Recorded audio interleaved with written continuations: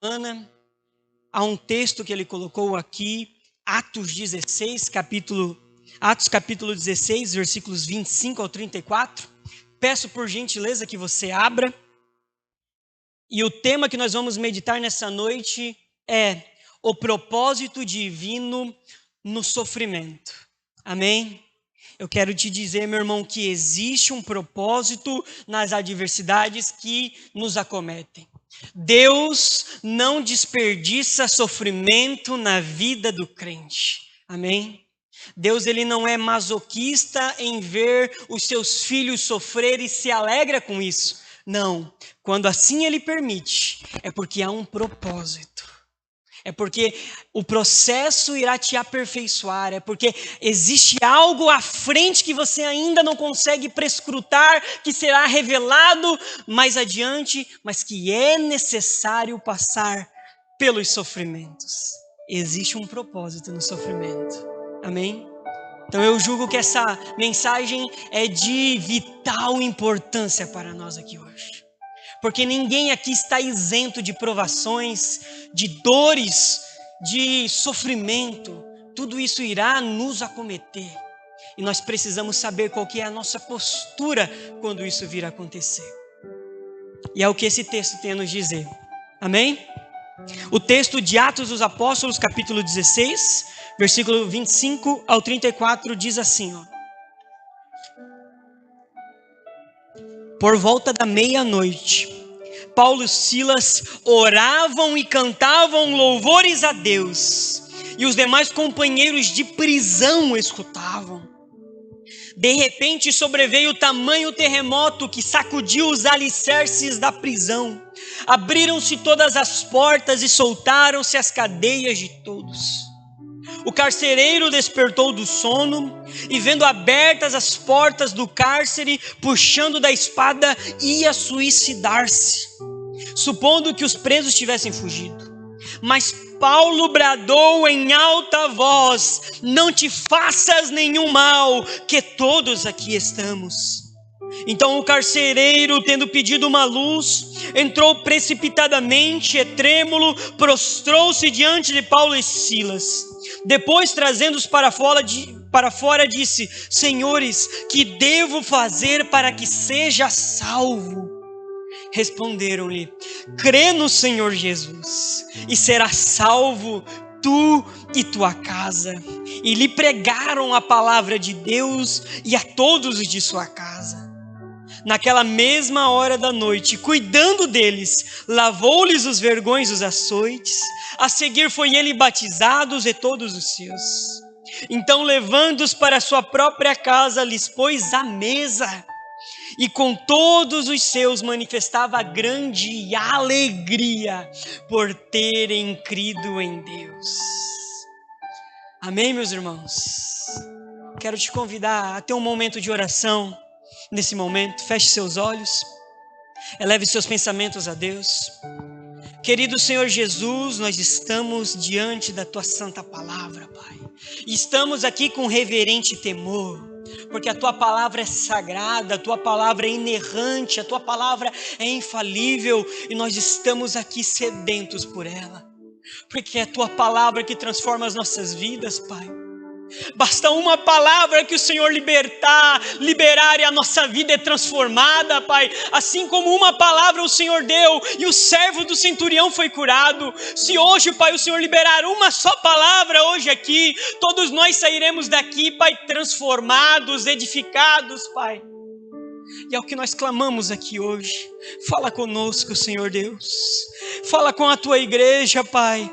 Oh Deus, à medida que o tempo do fim se aproxima, muitos corações se enfraquecem, se esfriam, Pai. E nós hoje, mais do que nunca, nós precisamos ouvir a Tua palavra, Pai.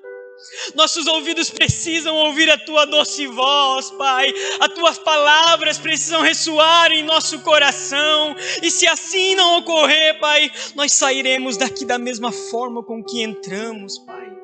Frustrados, perdidos, carentes da Tua graça. É por isso que nós clamamos, querido Deus, fala conosco. Fala com a Tua igreja, Pai. Assim oramos em nome do teu Filho Jesus. Amém. Queridos irmãos, nós lemos um texto precioso da palavra de Deus. Atos dos Apóstolos, capítulo 16, é um dos capítulos mais ricos da Bíblia.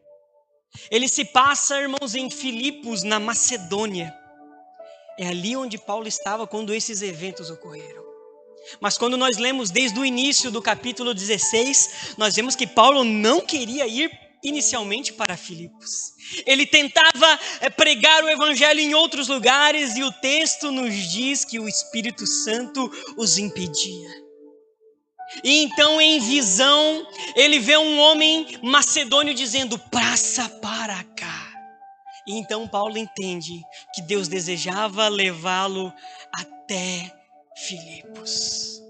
Quero já destacar aqui, meus irmãos, que Deus é soberano sobre toda a história. Ele guia a minha vida, Ele guia a tua vida. Por vezes nós fazemos planos, mas é o Senhor quem guia os nossos passos. É o Senhor quem determina o lugar onde nós devemos ir, aonde nós devemos ficar. É o Senhor quem determina isso. E por vezes, nesse lugar que Deus nos leva, existe dor, existe sofrimento. Mas não nos esqueçamos, Deus continua no controle. Deus continua soberano sobre toda a história, independente dos eventos que ocorram. Ele está em seu trono. E então, irmãos, Paulo chega até Filipos. E ali o Espírito Santo, a soberania de Deus ainda continua em ação. Porque Atos capítulo 16, versículo 14, nos diz que enquanto Paulo pregava, Deus ele abre o coração de Lídia, uma comerciante de púrpura, para que ela atendesse e respondesse ao Evangelho. Então o mesmo Deus que nos guia até lugares para pregar a sua palavra, para cumprir os seus propósitos, é o Deus que prepara o terreno, é o Deus que abre os corações, é o Deus que fala efetivamente às pessoas. E eu me fio nesse versículo para vir aqui, irmãos. Já pensou se eu tivesse que subir a este púlpito confiando na minha própria oratória, no meu próprio conhecimento? Eu estava lascado.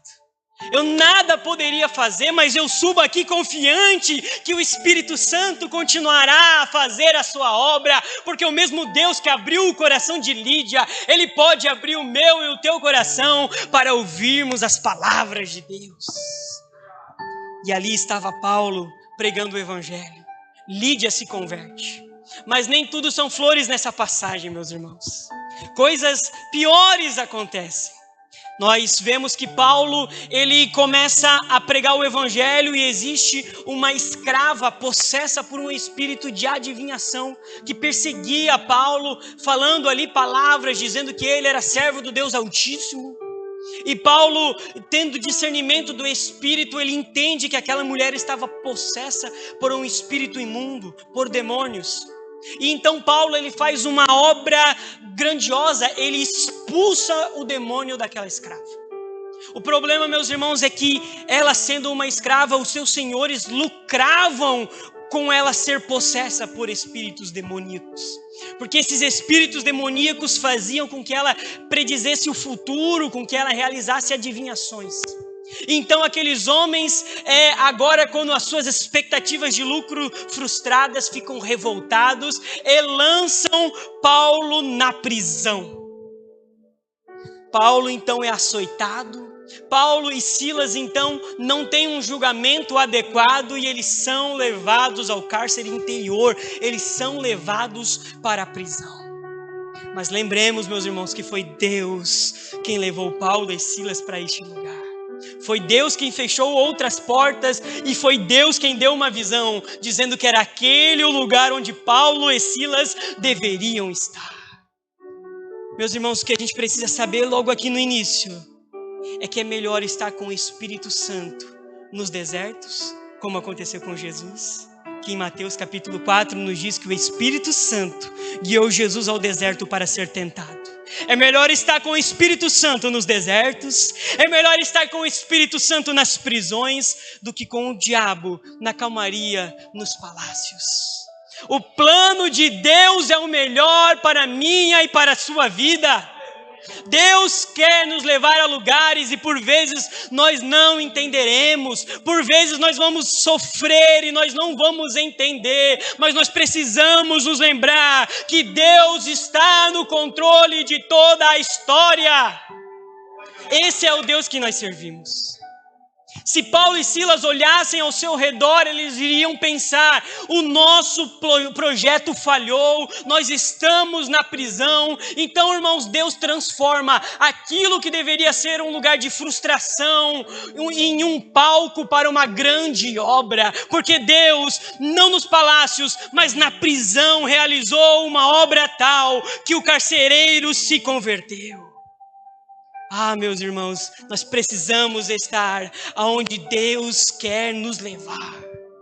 Esse é o melhor lugar para estar. O lugar mais seguro para estar é no centro da vontade de Deus. Ainda que Deus tenha dito: atravessemos até a outra margem, se vier tempestades, é ali o lugar onde eu e você deveríamos estar. O lugar mais seguro para estar é no centro da vontade de Deus. Porque se Deus está conosco, meus irmãos, nada nós temos que temer. A presença de Deus é tudo que nós precisamos. Nós não precisamos do aparente conforto que os bens podem nos dar.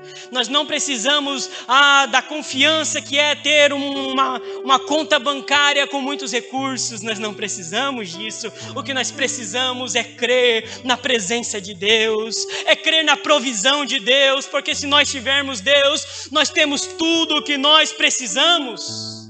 Amém, irmão? E então Paulo, na prisão com Silas, experimenta um sofrimento, mas o sofrimento não é o fim, e Deus tem muito a nos revelar hoje aqui sobre o sofrimento. Amém? Eu trouxe alguns pontos que Deus ministrou no meu coração, e eu tenho certeza que Ele também falará com você. Amém?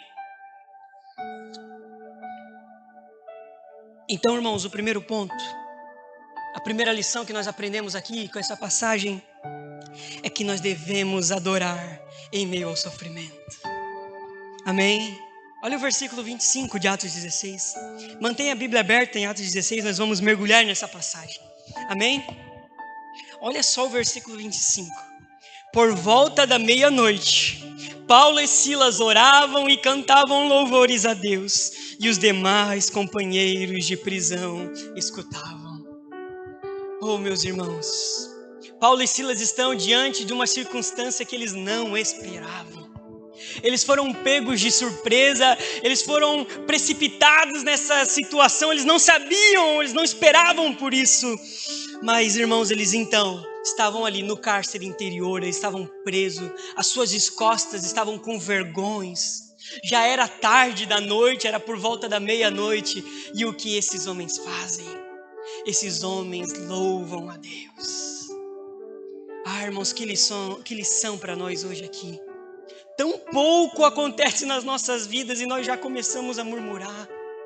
Meu Deus, é tão pequena as coisas que nos acometem e nós já nos esquecemos de todas as bênçãos de Deus e já começamos a murmurar, a reclamar da nossa vida, a reclamar dos nossos bens. Ah, irmãos, e esses homens com tão pouco tinham tanto amor a Deus. E esses homens com tanto sofrimento, eles não se esqueciam de louvar e de adorar a Deus. Meus queridos irmãos, Deus está falando ao nosso coração hoje aqui, que nós temos que deixar a murmuração de lado, nós temos que deixar as reclamações, sabe, ficar só lamentando, só vendo as coisas, o lado ruim das coisas, e comece a levantar os seus olhos para Deus. Comece a se lembrar das coisas boas que Deus já te fez. Comece a se lembrar que Deus é presente na tua vida. E comece a louvar e adorar o nome de Jesus. Porque quando nós adoramos, o mundo espiritual se move, meus irmãos. O mundo espiritual, ele se move movido à adoração. Quando você dobra os seus joelhos e louva o nome de Deus, as coisas começam a mudar. Terremotos começam a acontecer. As estruturas daquilo que te prendem começam a ser abaladas. Porque há poder em tua adoração. Há poder em tua boca, meu irmão. Quando você se lembra e usa a tua boca para bendizer e adorar a Deus, as coisas começam a acontecer. Então não use a sua boca para murmurar, para reclamar. Comece a olhar que Deus está presente na sua vida, independente da circunstância. Eu lembrei de Abacuque, irmãos, capítulo 3, verso 17 a 18. O profeta estava diante de uma escassez. Eles estavam experimentando o juízo de Deus. Mas ele ainda assim não se esquece das bênçãos de Deus, ainda não se esquece que ele existe para adorar a Deus. E ele diz: ainda que a figueira não floresça, nem haja fruto na vide, o produto da oliveira minta e os campos não produzam mantimento, as ovelhas sejam arrebatadas do aprisco e nos currais não haja gado. Todavia, eu me alegro no Senhor e exulto no Deus da minha salvação. É isso que Deus quer da minha e da sua vida.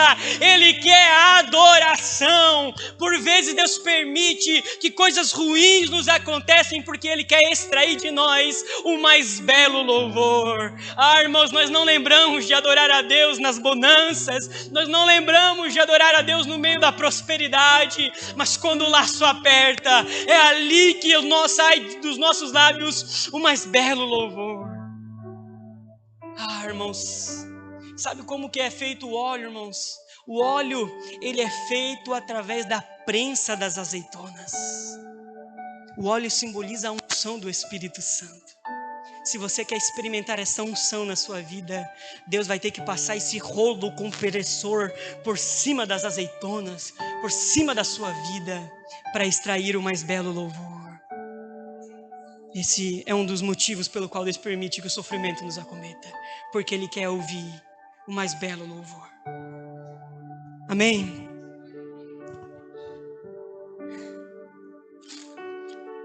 Mas, irmãos, o nosso louvor não chega apenas até a Deus, tá bom? Se chegasse só até Deus, já era suficiente. Porque quem precisa nos ouvir de fato é Deus. Mas o nosso louvor também toca quem está ao nosso redor. Se você ler ali no versículo 25, ainda diz assim, e os demais companheiros de prisão escutavam. Em algumas traduções está escrito assim, e os demais companheiros de prisão escutavam com temor.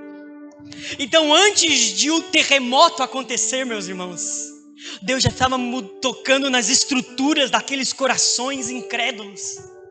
Aquelas pessoas estavam vendo Paulo e Silas com as costas cheias de vergonhas, terem sofrido um julgamento injusto, sendo jogado na prisão sem terem feito nada de mal. E mesmo assim eles veem esses homens de Deus louvando e adorando ao nome de Jesus por volta da meia-noite. Esses homens a princípio não conseguem entender, são malucos, são masoquistas, quem são eles? Mas à medida que Paulo e Silas cantavam e louvavam a Deus, aqueles corações eram tocados e aquelas almas eram convertidas a Deus.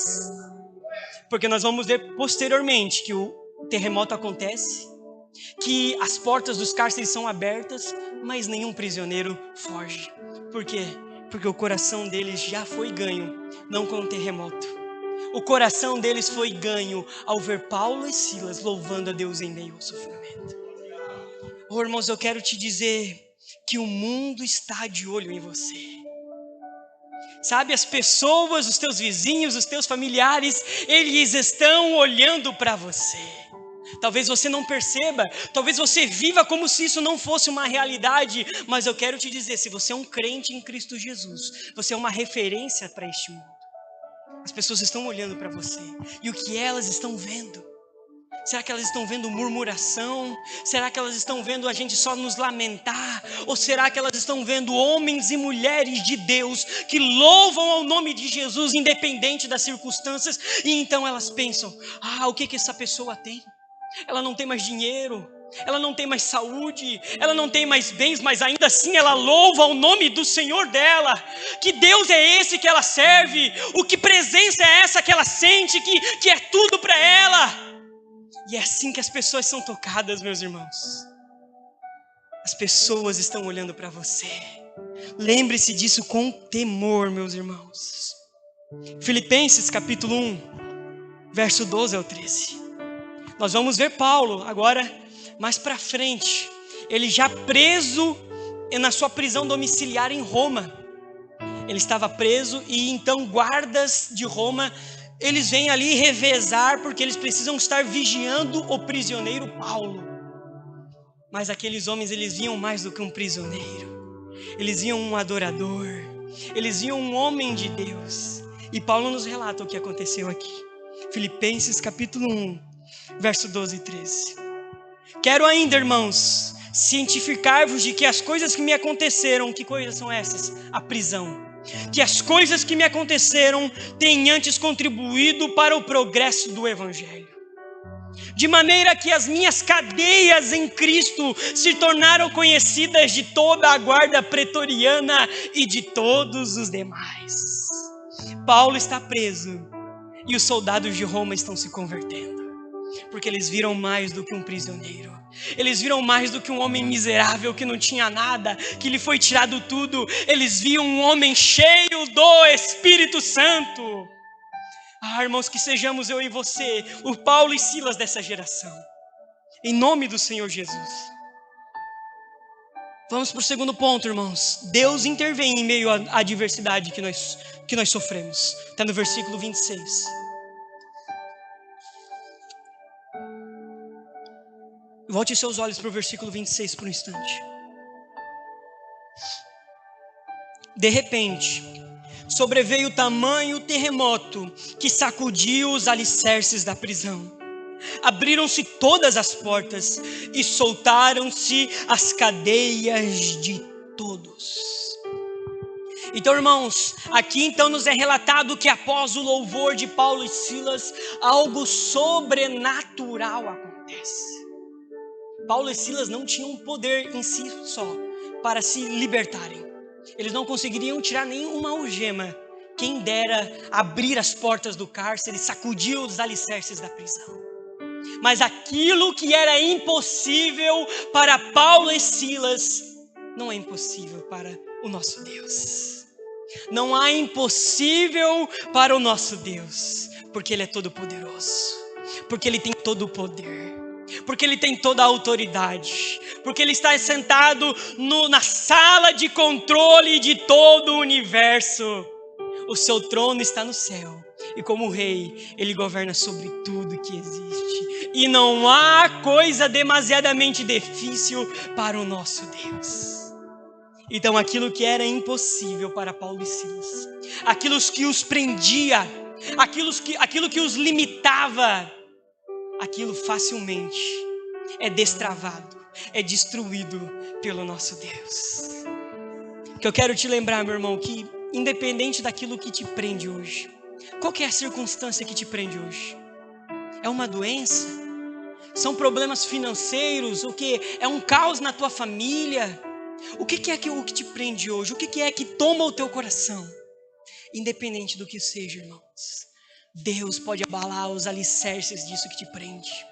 Deus pode mudar essa circunstância com uma palavra que Ele libera lá do céu. Tudo muda em nossa vida, porque nosso Deus, Ele tem poder. Por vezes Ele não nos impede de passarmos pelas prisões. Ele permite, e por vezes nós sofremos, irmãos, os julgamentos injustos. Nós sofremos os açoites injustos. Nós sofremos as limitações do cárcere, sem merecermos. Mas Ele não nos abandona no meio das nossas provações. Ele não nos abandona no nosso sofrimento, irmãos. Da mesma forma que eu não suporto ver meu filho chorar.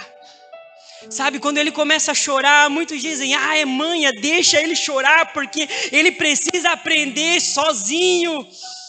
Mas da mesma forma que meu coração é compungido quando eu vejo meu filho chorar, da mesma forma é Deus com você, meu irmão. Quando Ele te olha no teu sofrimento, quando Ele te olha na tua luta, Ele não vira as costas para você.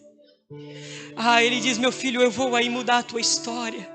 Eu vou aí e eu toco na tua vida para te transformar.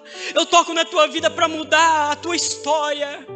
Porque o teu fim não é o sofrimento, o teu fim não é esta prisão que hoje te aprisiona.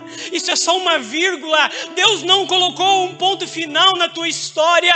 E hoje Ele pode mudar a tua vida. Hoje Ele pode te libertar daquilo que te aprisiona. Porque o nosso Deus tem poder. Isaías 41, versículo 1 ao 4. Olha só se esse versículo não é isso que nós estamos falando aqui. Mas agora, assim diz o Senhor que te criou, ó Jacó, e que te formou, Israel. Não temas, porque eu te remi. Chamei pelo teu nome, tu és meu. Quando passares pelas águas, eu serei contigo. Quando pelos rios, eles não te submergirão. Quando passares pelo fogo, não te queimará, nem a chama arderá em ti. Porque eu sou o Senhor, o teu Deus, o Santo de Israel, o teu Salvador. Dei o Egito por teu resgate, e a Etiópia e Seba por ti. Meu irmão, esse texto não nos diz que nós não iremos passar pelas águas, pelos rios, pelo fogo, mas ele diz que enquanto nós passamos pelas águas, pelos rios, pelo fogo, o nosso Deus é conosco, nos sustentando, nos libertando, nos livrando. O sofrimento não é o fim da nossa história, porque o nosso Deus, Ele entra em campo para mudar a nossa vida. Esse é o Deus em que nós servimos. O sofrimento não é o fim, é uma vírgula na tua história. Amém? Terceiro ponto, meus irmãos. Dor e sofrimento são instrumentos de Deus para a salvação. Versículos 27 e 28. Amém? Olha só. O carcereiro despertou do sono e, vendo abertas as portas do cárcere, puxando a espada, ia suicidar, supondo que os presos tivessem fugido. Mas Paulo bradou em alta voz: não te faças nenhum mal, que todos aqui estamos. Então agora, irmãos, vamos deixar de lado por um instante o sofrimento de Paulo e Silas e vamos falar do sofrimento do carcereiro. Porque aquele homem, ele estava ali no seu trabalho e ele percebe que aquele terremoto abre o cárcere de todos os presos.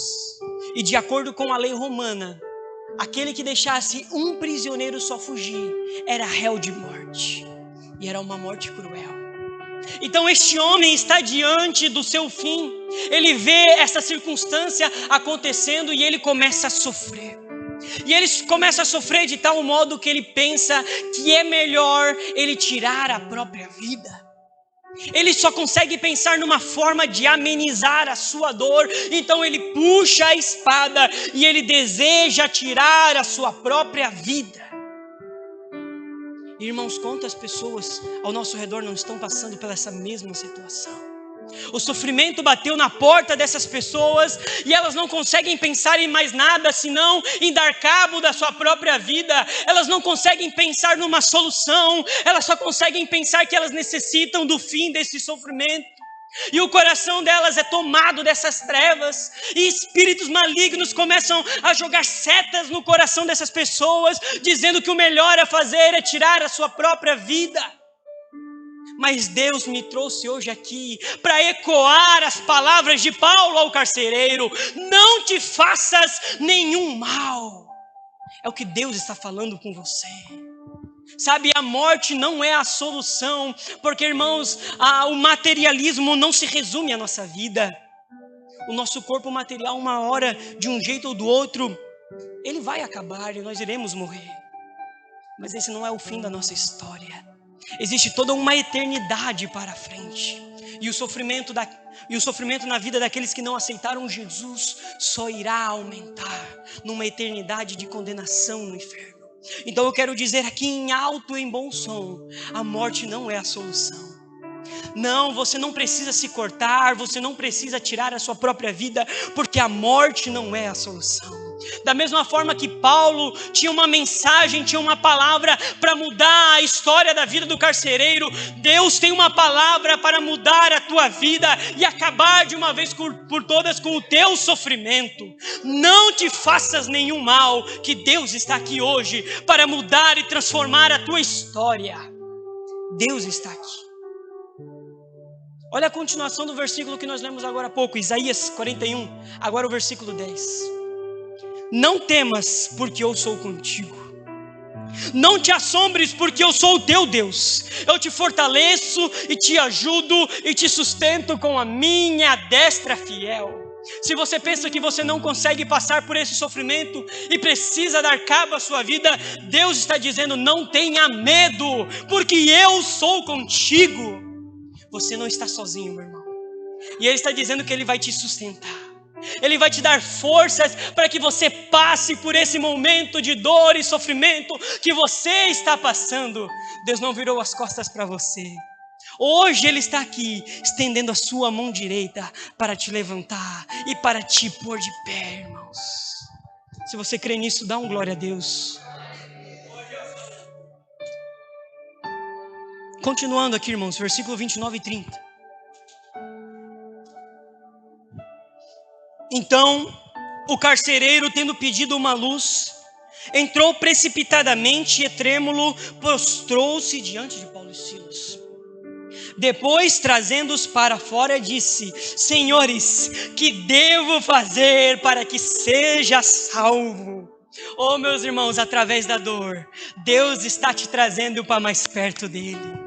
Esse carcereiro precisou passar por esse sofrimento para se lembrar que existe um Deus nos céus e que ele precisa buscar a salvação. Aquele homem estava pensando só em tirar a sua vida, tamanha dor que ele estava passando, mas estes sofrimentos precisaram acontecer na vida dele para que ele se lembrasse que existe um Deus no céu, na qual todos nós precisamos prestar contas. E por vezes nós somos assim, meus irmãos. Gente ruim nós somos. Nós só buscamos a Deus quando o laço aperta. Nós só nos lembramos que existe um Deus no céu quando o sofrimento bate na nossa porta, quando o dinheiro na nossa conta acaba, quando a doença, quando o diagnóstico da doença chega. Só aí nós nos lembramos de Deus. Mas por vezes Deus precisa fazer isso para que a gente se lembre que Ele existe. Uma dor temporária, um sofrimento temporário não se compara com a eternidade que nós iremos passar com Jesus. É o que Paulo diz: as coisas que têm me acontecido não podem se comparar com o peso de glória que há de ser revelado em Cristo Jesus. Então, por vezes, Deus permite leves e momentâneas momentos de dor em nossas vidas, para que a gente não perca o peso de glória eterno com Cristo. Amém? Por vezes nós precisamos passar por isso. Romanos capítulo 8, versículo 28. Sabemos que todas as coisas cooperam para o bem daqueles que amam Deus, daqueles que são chamados segundo o seu propósito. Então não é alguma coisa, irmãos, são todas as coisas. Inclusive o sofrimento, inclusive a dor. Todas as coisas cooperam para o bem daqueles que amam a Deus. Mas o versículo começa dizendo: sabemos. A pergunta que eu faço é: você realmente sabe disso? Ou no momento que a dor vem, você pensa que Deus virou as costas para você?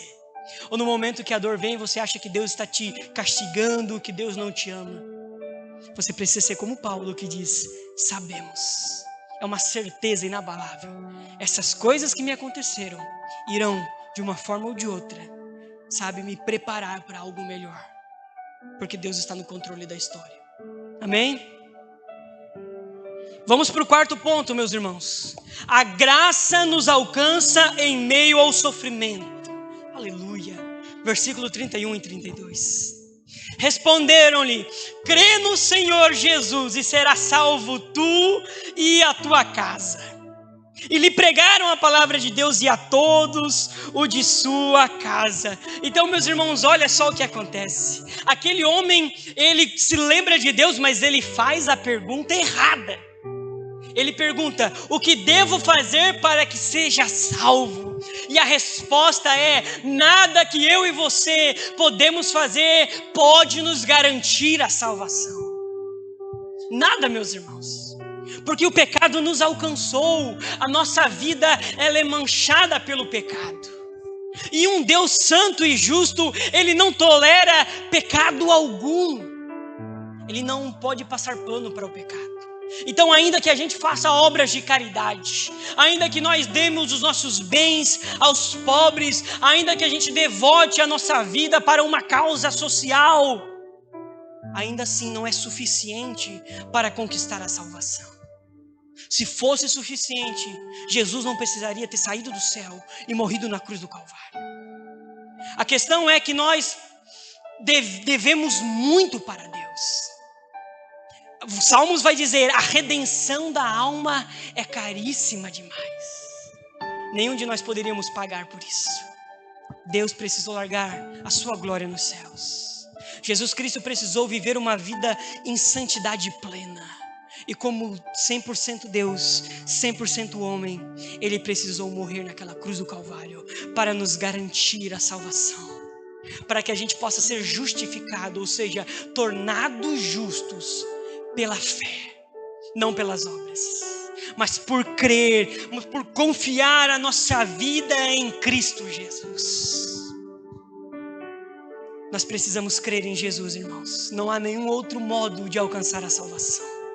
Não há nenhum outro meio pelo qual nós podemos ser salvos. É por isso que a resposta de Paulo é: crê no Senhor Jesus e será salvo tu e a tua casa. Não há nenhuma outra obra.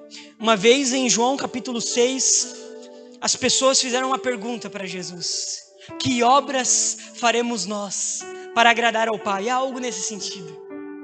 E Jesus, ele diz: não tem obra nenhuma que precisa ser feita senão crer no Filho. Quem crê no Filho recebe a salvação. Nós precisamos crer e confessar Jesus Cristo para hoje recebermos a bem-aventurança eterna, a salvação. É o que vai dizer Romanos capítulo 10, verso 9. Se com tua boca confessares Jesus como Senhor e em teu coração creres que Deus o ressuscitou dentre os mortos, serás salvo. A salvação acontece quando eu e você cremos, confiamos em Cristo Jesus. Lembre-se disso, irmãos, porque por vezes ao nosso redor tem pessoas que acham que vão ser salvas porque são pessoas acima da média. Ah, eu não roubo, eu não mato, por que Deus me lançaria ao inferno? Não, Deus não faria isso. Essas pessoas precisam saber que só existe salvação em Cristo Jesus e em nenhum outro. Essas pessoas precisam saber que a salvação é somente pela graça, acessada pela fé. É por isso que Romanos capítulo 10 continua. E o versículo 14 e o versículo 15 agora é direcionado para eu e você que já conhecemos a mensagem da salvação. E diz assim, ó: como porém invocarão aquele em quem não creram? E como crerão naquele em que nada ouviram? E como ouvirão se não há quem pregue?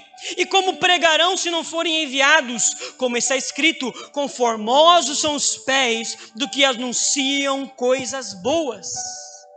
Então as pessoas não vão crer se a gente continuar com a boca fechada. Eu tenho certeza que Deus colocou pessoas em teu coração, que à medida em que eu vou falando, você vai se lembrando de parentes, de amigos, de colegas de trabalho. Não deixe que essa pessoa vá para o inferno. Hoje eu estava num casamento e eu estava conversando com um jovem lá cristão. E aquele jovem comentava comigo que ele ouviu ele leu um livro sobre os moravianos, em que um daqueles missionários chega para o seu pastor e ele pede: eu preciso de ajuda, eu quero ser missionário aos moravianos, eu quero ir lá pregar o evangelho, eu preciso ir lá pregar. E o seu pastor diz: hoje, olha, eu quero conversar contigo sobre isso, eu tenho aqui recursos, eu tenho um calçado, é a única coisa que eu tenho também para te dar, mas eu não posso hoje, amanhã a gente fala sobre isso. E ele me comentou que aquele jovem não esperou um dia só, mas deixou uma carta para o seu pastor dizendo: as almas não podem esperar. A cada tempo que eu passo aqui, mais pessoas estão indo para o inferno. A cada dia que eu e você permanecemos com a nossa boca calada e não falamos do amor de Jesus, pessoas estão marchando aos passos largos para o inferno, para a condenação eterna. É por isso que eu e você não podemos fechar a nossa boca. Se nós conhecemos a beleza de Jesus, se nós experimentamos essa graça abundante, nós não podemos fechar as nossas bocas. Nós temos que pregar o Evangelho. Nós temos que pregar o Evangelho. As almas não podem esperar nem um dia mais. Mas continuando, irmãos, Paulo diz: crê no Senhor Jesus e será salvo tu e tua casa. Então o que eu quero também relembrar você aqui é que a sua família está incluída nos planos de Deus. Se enquanto eu falava você se lembrou de algum parente seu, é porque Deus está já testificando isso ao teu coração. A sua família está incluída nos planos de Deus. Assim como uma promessa foi feita ao carcereiro: crê no Senhor Jesus e será salvo tu e a tua casa. Hoje eu quero te dizer que a tua família é importante para Deus. No Novo Testamento, por vezes é assim: a conversão de uma pessoa significava a conversão de toda a sua casa. Nós vemos isso com Levi, o cobrador de impostos, porque é dito que ele está sentado na coletoria e Jesus passa por ele e diz: Levi, segue-me. Aquele homem, naquele tete a tete com Jesus, naquele encontro com Jesus, tem a sua vida transformada. Ele se levanta, deixa tudo para trás e segue a Jesus. Mas o texto continua e diz que naquele mesmo dia ele chama todos os seus amigos e ele faz um grande banquete para Deus. Porque ele conheceu algo tão bom que ele precisava compartilhar com os outros. Ele precisava compartilhar com seus melhores amigos. Ele precisava compartilhar com a sua família. Se você tem experimentado algo tão bom, algo tão doce, algo que deu sentido para a tua vida, eu quero te dizer que isso não é só para você. É porque Deus quer que você compartilhe com a tua família, com os teus amigos. Não guarde essa palavra para você. Deus quer tocar quem está ao teu redor com essa palavra. Amém? Vamos para o quinto ponto, irmãos. A verdadeira salvação gera transformação. Foi isso que aconteceu na vida do carcereiro. Amém? Os sofrimentos aconteceram na vida do carcereiro para trazê-lo para Deus, para alcançar a sua família. E agora nós vamos ver que os sofrimentos acometeram a vida do carcereiro para transformar a sua vida, para mudar a sua conduta. Versículos 33 e 34. Naquela mesma hora da noite, cuidando deles, lavou-lhes os vergões dos açoites. A seguir foi ele batizado e todos os seus. Então, levando-os para a sua própria casa, lhes pôs à mesa e com todos os seus manifestava grande alegria por terem crido em Deus. É isso que a salvação faz, meus irmãos. O texto nos diz que aquele homem que antes era usado para maltratar Paulo e Silas, que servia o exército de Roma, que maltratava, que chicoteava Paulo e Silas, agora ele está cuidando das costas, está cuidando dos açoites, dos vergões dos açoites, está levando eles para a sua própria casa, está os pondo à mesa, um lugar de comunhão, um lugar de alegria. Está sendo batizado, não só ele, mas também toda a sua família.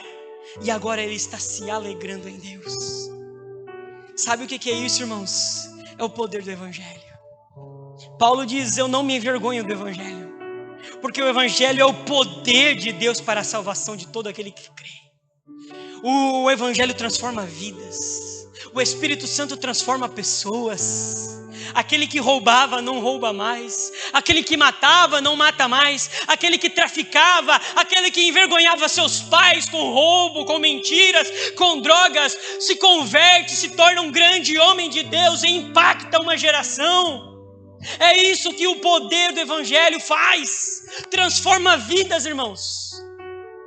É impossível nós falarmos que tivemos um encontro com Deus e permanecermos da mesma forma com qual sempre fomos. É impossível. Se não houve uma mudança em nossa vida, é porque nós nunca estivemos face a face com Deus. Porque todos aqueles que têm um encontro com Jesus têm a sua vida transformada. É como Jacó, que ele começa a guerrear com o anjo do Senhor. Ele começa a lutar com o anjo do Senhor. E quando nós estudamos a Escritura, nós sabemos que o anjo do Senhor no Antigo Testamento é uma figura de Cristo. E ele, ao se encontrar com aquele anjo, ele é golpeado na coxa. E todo o seu andar é mudado. Aquele homem não andou da mesma forma. Alguém olhava para ele e diz: esse não é o mesmo Jacó que eu conhecia. Agora ele é Israel. Agora ele é um novo homem. Agora aquele que mentia não mente mais. É como Saulo, meus irmãos. Ele perseguia e matava os cristãos, até que na estrada de Damasco, Jesus aparece para ele e o chama pelo nome: Saulo, Saulo, por que me persegues? Aquele homem cai ao chão, aquele homem fica cego, tamanha revelação daquilo que ele viu, e a sua vida nunca mais é o mesmo. O Saulo de Tarso se transforma no Paulo apóstolo de Cristo. Quem tem um encontro com Jesus tem a sua vida transformada, assim como esse carcereiro teve a sua vida transformada. Todos nós que nos encontramos com Jesus temos o nosso andar transformado. 2 Coríntios capítulo 5, versículo 17 vai dizer: e assim, se alguém está em Cristo, é nova criatura. As coisas antigas já passaram e eis que se fizeram novas. Existe um divisor de águas na nossa vida, que é o encontro com Jesus. Quando nós nos encontramos com Jesus, coisas ficam para trás e nós nos tornamos uma nova criatura.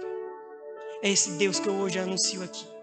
Um Deus que transforma vidas, um Deus que muda pessoas. Amém? Eu quero te convidar a estar de pé e chamar o ministério de louvor. E enquanto o ministério de louvor vem, eu quero concluir essa mensagem. Amém? Eu quero concluir, irmãos, porque o versículo 34 termina dizendo: e manifestava grande alegria por terem crido em Deus. O pastor até hoje falou sobre a alegria que é servir a Deus. E este homem experimentou esta alegria.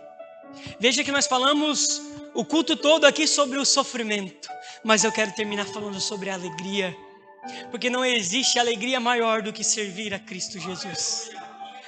Eu não sei a forma com que você entrou hoje aqui, meu irmão, mas eu quero te dizer que hoje você pode encontrar a alegria que é servir a Cristo Jesus. Você pode experimentar Jesus e ter a sua vida transformada. Ele pode te levar, meus irmãos, aos pastos verdejantes e às águas tranquilas. Eu não sei para onde o teu coração tem te levado nesses momentos em que você tem vivido, nessa tua história, mas eu quero te lembrar, meu irmão, que hoje Deus pode mudar a tua história e pode te trazer a alegria verdadeira. Meu irmão, se você serve a Cristo há muito tempo já, mas tem perdido a alegria da salvação, eu quero te dizer que hoje Deus pode renovar esta alegria, independente do sofrimento que você esteja passando. Hoje Deus pode te coroar com a alegria que vem do céu. Eu quero orar por você. Se você se sentiu tocado por essa palavra, se Deus falou com você, eu quero te convidar a vir à frente. Eu tenho certeza que essa mensagem ela não terminou aqui. Deus ainda tem mais coisas para realizar neste culto. Eu tenho certeza que pessoas receberão aqui orações e serão tocadas e suas vidas não serão mais a mesma. Se você é essa pessoa, vem à frente. Nós queremos impor nossas mãos sobre você. Nós queremos declarar palavras de libertação sobre a tua vida, porque aquilo que te aprisiona não vai te aprisionar mais. Aquilo que te prende não vai te prender mais, porque hoje a tua vida é transformada pelo poder de Cristo. Hoje o teu sofrimento é cessado, porque Deus está aqui para trazer um terremoto em tua vida e abalar os alicerces dessa prisão. Enquanto o ministério de louvor adora, fale com o Senhor e nós vamos orar a Deus. Em nome do Senhor Jesus.